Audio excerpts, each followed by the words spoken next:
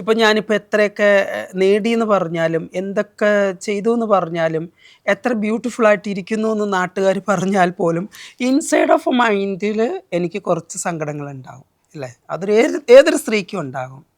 അത് ഞാൻ ഫേസ് ചെയ്തു. You fell in love Yeah.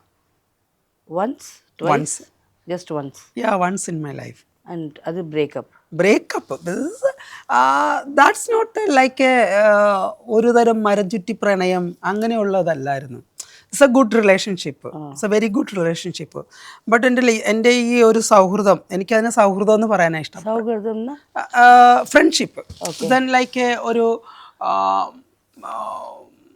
Physically attachment ഉള്ള ഒരു പ്രണയമോ അല്ലെങ്കിൽ അങ്ങനെ ഒരു ലവ് ഫാക്ടർ അല്ല.